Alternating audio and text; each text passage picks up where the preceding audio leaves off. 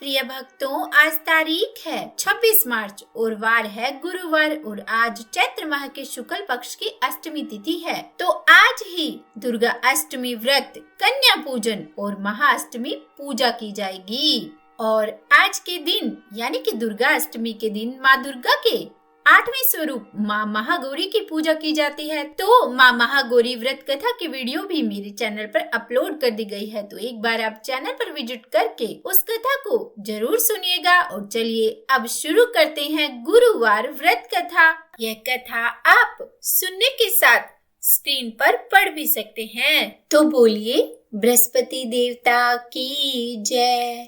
भारतवर्ष में एक प्रतापी और दानी राजा राज्य करता था। वह नित्य गरीबों और ब्राह्मणों की सहायता करता था। यह बात उसकी रानी को बिल्कुल भी अच्छी नहीं लगती थी। वह न ही गरीबों को दान देती और न ही भगवान का पूजन करती थी और राजा को भी दान देने से मना किया करती थी। एक दिन राजा शिकार खेलने वन को गए हुए थे, तो रानी महल में अकेली थी। उसी समय बृहस्पति देव साधु वेश में राजा के महल में भिक्षा के लिए गए और भिक्षा मांगी। रानी ने भिक्षा देने से इनकार किया और कहा कि हे साधु महाराज, मैं तो दान पुण्य से तंग आ गई हूँ। मेरा पति सारा धन लुटाते रहते हैं। मेरी इच्छा है कि हमारा धन नष्ट हो जाए, फिर न रहेगा बांस और न बजेगी बांसुरी। तब साधु ने कहा कि हे देवी, तुम तो बड़ी विचित्र हो। धन संतान तो सभी चाहते हैं, पुत्र और लक्ष्मी तो पापी के घर भी होनी चाहिए। यदि तुम्हारे पास अधिक धन है तो भूखों को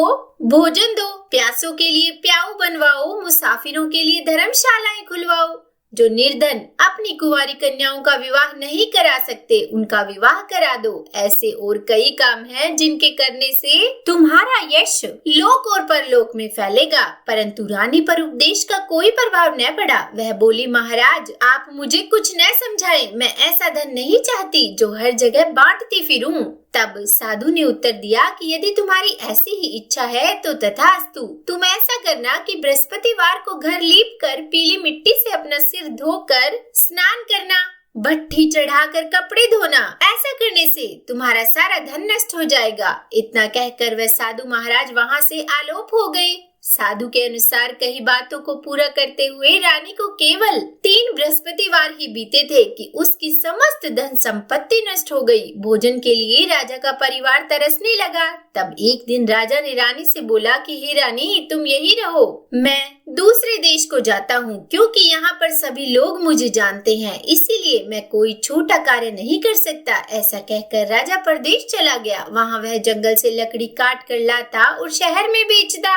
इस तरह वह अपना जीवन व्यतीत करने लगा। इधर राजा के परदेश जाते ही रानी और दासी दुखी रहने लगी। एक बार जब रानी और दासी को 7 दिन तक बिना भोजन के रहना पड़ा, तो रानी ने अपनी दासी से कहा कि हे दासी, पास ही के नगर में मेरी बहन रहती है, वह बड़ी धनवान है, तो उसके पास जा और कुछ ले आ ताकि थोड़ी बहुत गुजर बसर हो जाए। तब दासी रानी की बहन के पास गई। उस दिन गुरुवार था और रानी की बहन उस समय बृहस्पतिवार व्रत की कथा सुन रही थी। दासी ने रानी की बहन को अपनी रानी का संदेश दिया, लेकिन रानी की बड़ी बहन ने कोई उत्तर नहीं दिया। जब दासी को रानी की बहन से कोई उत्तर नहीं मिला तो वह बहुत दुखी हुई और उसे क्रोध भी आया। दासी ने वापस आकर रानी को सारी बात बता दी। सुनकर रानी ने अपने भाग्य को कोसा। उधर रानी की बहन ने सोचा कि मेरी बहन की दासी आई थी, परंतु मैं उससे नहीं बोली, इससे वह बहुत दुखी हुई होगी। कथा सुनकर और पूजन समाप्त करके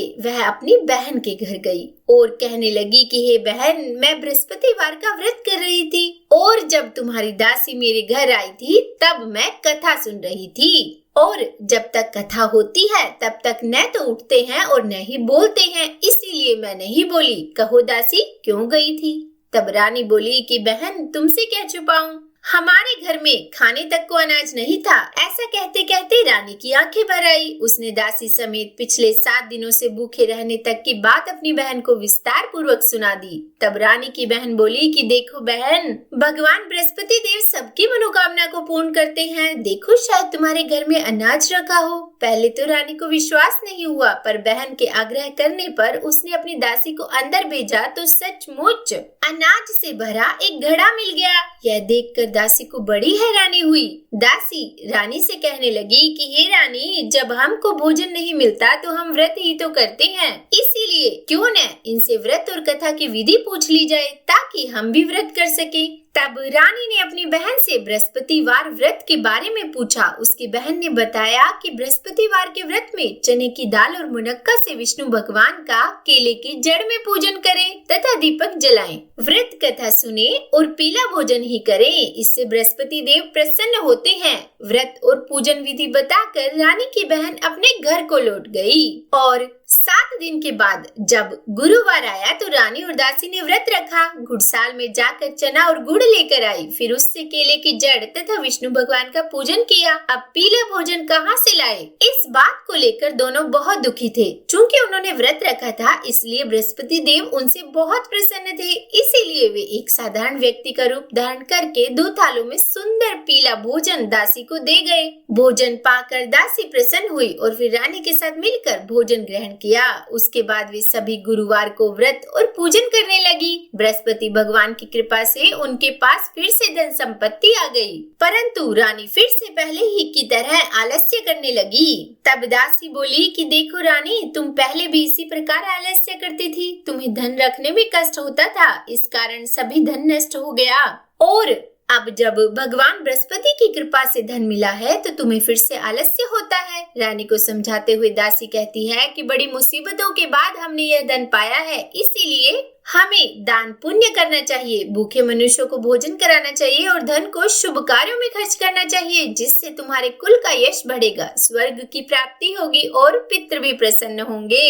दासी की बात मानकर रानी अपना धन शुभ कार्यों में खर्च करने लगी, जिससे पूरे नगर में उसका यश फैलने लगा। एक दिन रानी और दासी आपस में विचार करने लगी कि न जाने राजा किस दशा में होंगे, उनकी कोई खोज खबर भी नहीं है। तब उन्होंने श्रद्धा पूर्वक बृहस्पति भगवान से प्रार्थना की कि राजा जहाँ कहीं भी हो शीघ्र वापस आ जाए। तब उसी रात्रि को बृहस्पति देव ने राजा को स्वप्न में कहा कि हे राजा, उठ, तेरी रानी तुझको याद करती है, अपने देश को लौट जा। राजा प्रातःकाल उठा और जंगल से लकड़ी काटने के लिए जंगल की ओर चल पड़ा। जंगल से गुजरते हुए विचार करने लगा कि रानी की गलती से उसे कितने दुख भोगने पड़े। राजपाट छोड़कर जंगल में आकर रहना पड़ा। जंगल से लकड़ी काटकर शहर में बेचकर गुजारा करना पड़ा और अपनी दशा को याद करके वह व्याकुल होने लगा। उसी समय राजा के पास बृहस्पति देव साधु वेश में आकर बोले कि हे लकड़हारे, तुम इस सुनसान जंगल में किस चिंता में हो, मुझे बतलाओ।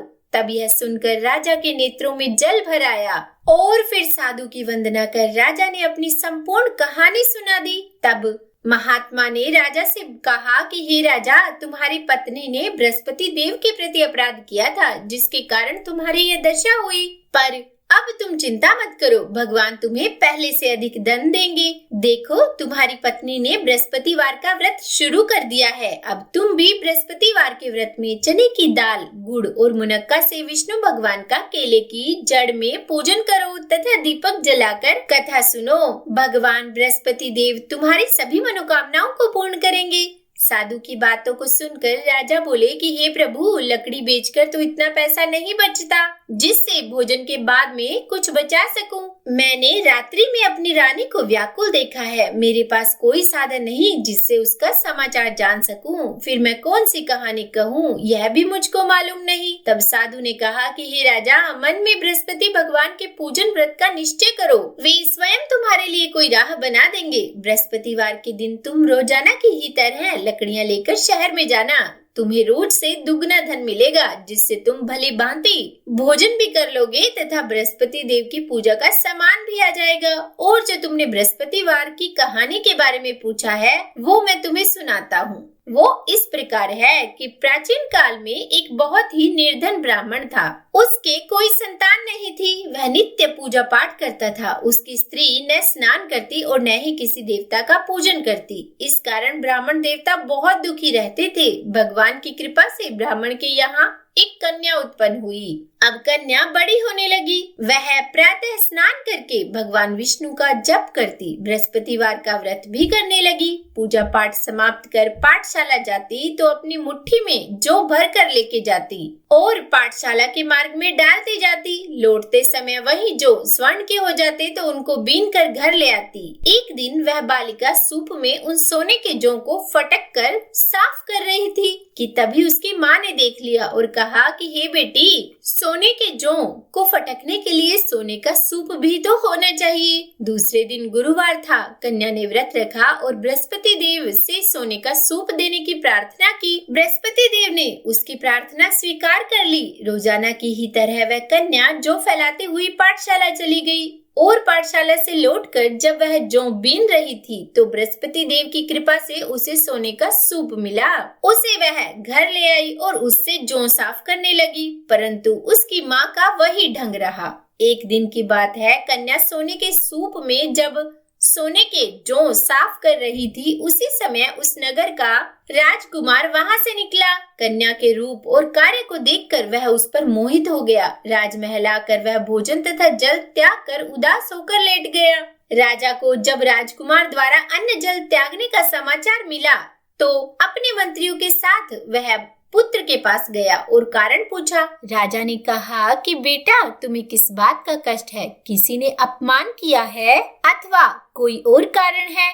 मुझे बताओ, मैं वही करूंगा जिससे तुम्हें प्रसन्नता हो। तब राजकुमार ने अपने पिता की बातें सुनी और बोला कि मुझे आपकी कृपा से किसी बात का दुख नहीं है, किसी ने भी मेरा अपमान नहीं किया है, परंतु मैं उस लड़की के साथ विवाह करना चाहता हूँ जो सोने के सूप में जौ साफ कर रही थी। यह सुनकर राजा आश्चर्य में पड़ गया और बोला, हे बेटा, इस तरह की कन्या का पता तुम ही लगाओ, मैं उसके साथ तुम्हारा विवाह अवश्य ही करवा दूंगा। तब राजकुमार ने राजा को उस लड़की के घर का पता बतलाया। मंत्री उस लड़की के घर गया और राजा का आदेश ब्राह्मण को सुनाया और कुछ दिन बाद ब्राह्मण की कन्या का विवाह राजकुमार के साथ संपन्न हो गया। कन्या के घर से जाते ही ब्राह्मण के घर में पहले की ही भांति गरीबी का निवास हो गया। एक दिन दुखी होकर ब्राह्मण अपनी पुत्री से मिलने गए। बेटी ने पिता की अवस्था को देखा और अपनी माँ का हाल पूछा। ब्राह्मण ने सभी हाल कह सुनाया। कन्या ने बहुत सा धन देकर अपने पिता को विदा किया, लेकिन कुछ दिन बाद फिर वही हाल हो गया। ब्राह्मण फिर अपनी कन्या के यहाँ गया और सभी हाल कहा तो पुत्री बोली कि पिताजी, आप माताजी को यहाँ लिवा लाओ, मैं उन्हें यह विधि बता दूंगी जिससे गरीबी दूर हो जाए। ब्राह्मण देवता अपनी स्त्री को साथ लेकर अपनी पुत्री के पास राजमहल पहुँचे तो पुत्री अपनी माँ को समझाने लगी कि हे माँ, तुम प्रातःकाल स्नान आदि करके विष्णु भगवान का पूजन करो तो सब दरिद्रता दूर हो जाएगी। परंतु उसकी माँ ने उसकी एक भी बात नहीं मानी। वह प्रातःकाल उठकर अपनी पुत्री की बची चूठन को खा लेती थी। एक दिन उसकी पुत्री को बहुत गुस्सा आया। उसने अपनी माँ को एक कोठरी में बंद कर दिया और फिर प्रातः उसे स्नान आदि करवा के पूजा पाठ करवाया तो उसकी माँ की बुद्धि ठीक हो गई। उसके बाद वह नियम से पूजा पाठ करने लगी और प्रत्येक बृहस्पतिवार को व्रत करने लगी और इस व्रत के प्रभाव से मृत्यु के बाद वह स्वर्ग को भी गई और वह ब्राह्मण भी सुख पूर्वक इस लोक का सुख भोग कर स्वर्ग को प्राप्त हुआ। इस तरह यह कहानी कहकर साधु बने देवता वहाँ से लोप हो गए और धीरे धीरे समय व्यतीत होने पर फिर बृहस्पतिवार का दिन आया। राजा जंगल से लकड़ी काट कर शहर में बेचने गया। उसे उस दिन और दिनों से अधिक धन मिला। राजा ने चना गुड़ आदि लाकर बृहस्पतिवार का व्रत किया। उस दिन से उसके सभी कलेश दूर हुए, परंतु जब अगले गुरुवार का दिन आया तो वह बृहस्पतिवार का व्रत करना भूल गया और इस कारण बृहस्पति भगवान नाराज हो गए। उस दिन उस नगर के राजा ने विशाल यज्ञ का आयोजन किया था तथा अपने समस्त राज्य में यह घोषणा करवा दी कि सभी मेरे यहाँ भोजन करने आए, किसी के घर चूल्हा न जले। इस आज्ञा को जो नहीं मानेगा उसको फांसी दे दी जाएगी। राजा की आज्ञा अनुसार राज्य के सभी वासी राजा के भोज में सम्मिलित हुए, लेकिन लकड़हारा कुछ देर से पहुंचा, इसीलिए राजा अपने साथ उसे महल में ले गए। जब राजा लकड़हारे को भोजन करा रहे थे तो रानी की दृष्टि उस खूंटी पर पड़ी जिस पर उसका हार लटका हुआ था, लेकिन अब उसे हार खूंटी पर लटका दिखाई नहीं दिया। तब रानी को निश्चय हो गया कि मेरा हार इस लकड़हारे ने ही चुरा लिया है और उसी समय सैनिक बुलवाकर उसको जेल में डलवा दिया। लकड़हारा जेल में विचार करने लगा कि न जाने कौन से पूर्व जन्म के कर्म से मुझे यह दुख प्राप्त हुआ है, और जंगल में मिले साधु को याद करने लगा।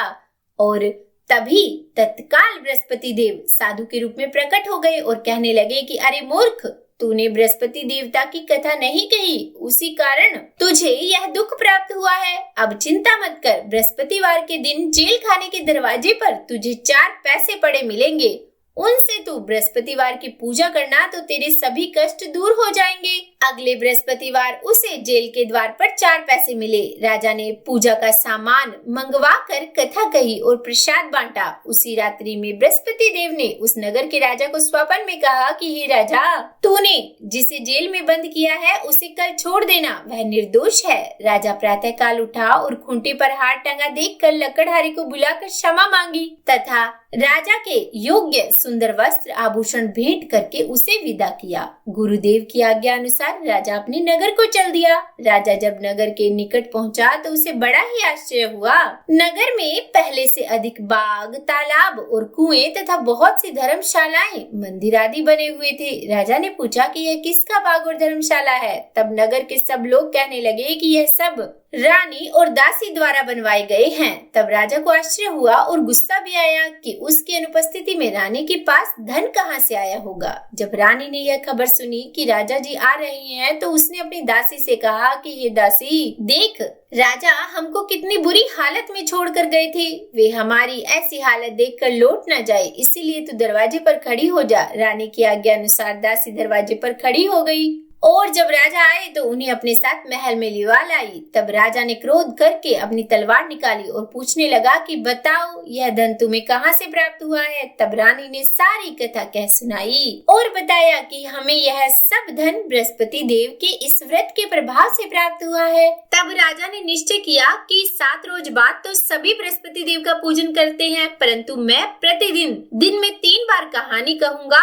और रोज व्रत किया करूँगा। अब हर समय राजा के दुपट्टे में चने की दाल बंधी रहती तथा दिन में 3 बार राजा कथा कहता।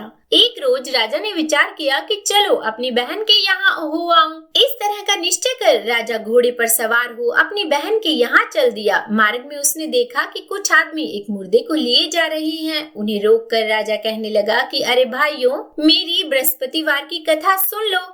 वे बोले, लो हमारा तो आदमी मर गया है और इसको अपनी कथा की पड़ी है। परंतु कुछ आदमी बोले कि अच्छा कहो, हम तुम्हारी कथा भी सुनेंगे। तब राजा ने दाल निकाली और कथा कहनी शुरू कर दी। जब कथा आदि हुई तो मुर्दा हिलने लगा और जब कथा समाप्त हुई तो राम राम कह के वह मुर्दा खड़ा हो गया। अब राजा आगे बढ़ा।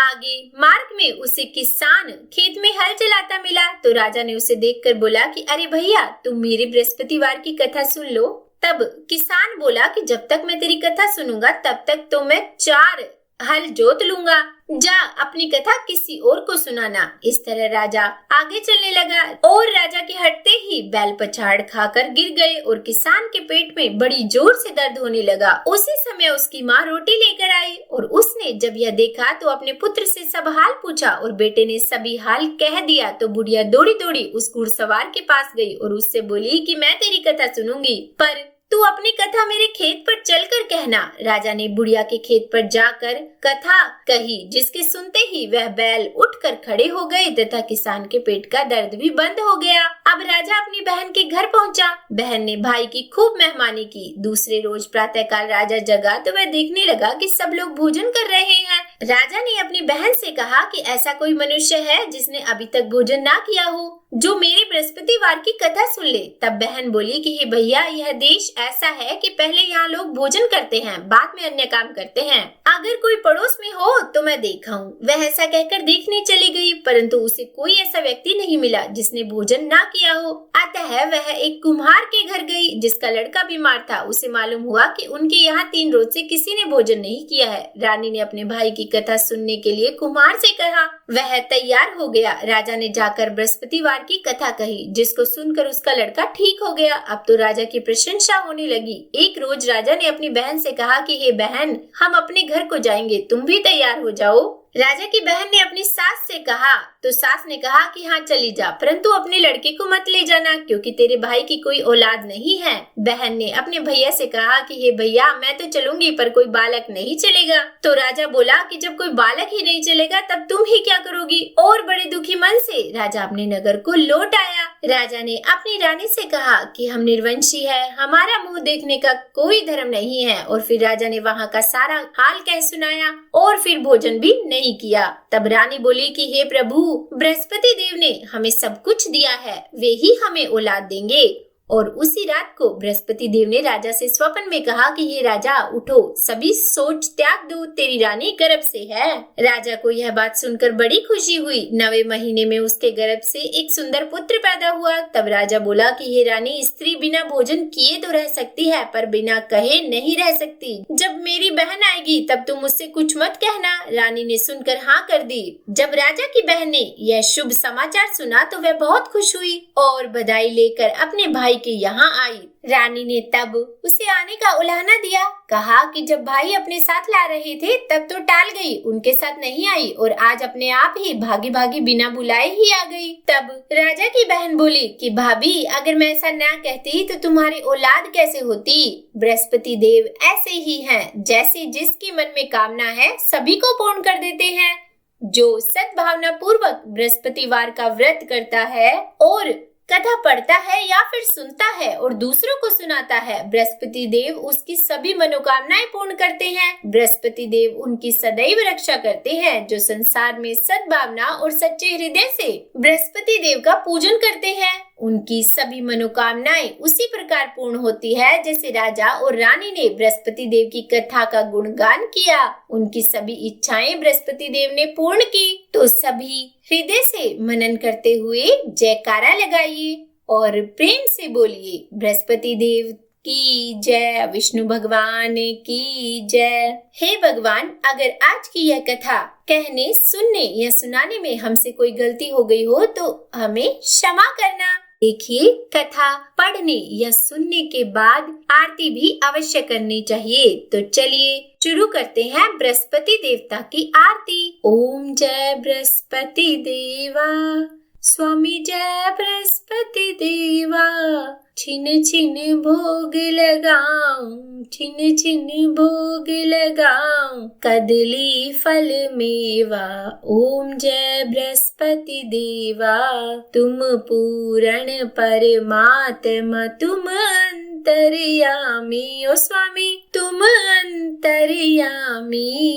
जगत पिता जगदीश्वर, जगत पिता जगदीश्वर, तुम सबके स्वामी। ओम जय बृहस्पति देवा, चरणामृत निज निर्मल, सब पातक हरता। ओ स्वामी सब पातक हरता। सकल मनोरथ दायक, सकल मनोरथ दायक, कृपा करो भरता। ओम जय बृहस्पति देवा, तन मन धन अर्पण कर, जो जन शरण पड़े। ओ स्वामी जो जन शरण पड़े, प्रभु प्रकट तब हो कर, प्रभु प्रकट तब हो कर, आकर द्वार खड़े। ओम जय बृहस्पति देवा, दीन दयाल दयानिधि, भक्तन हितकारी। ओ स्वामी भक्तन हितकारी। पाप दोष सब हरता, पाप दोष सब हरता, भव बंधन हारी। ओम जय बृहस्पति देवा, सकल मनोरथ दायक, सब संशय हारी। ओ स्वामी सब संशय हारी। विषय विकार मिटाओ, विषय विकार मिटाओ, संतन सुखकारी। ओम जय बृहस्पति देवा, जो कोई आरती तेरी प्रेम सहित गावे। ओ स्वामी प्रेम सहित गावे। जेठानंद आनंद कर, जेठानंद आनंद कर, सो निश्चय पावे। ओम जय बृहस्पति देवा।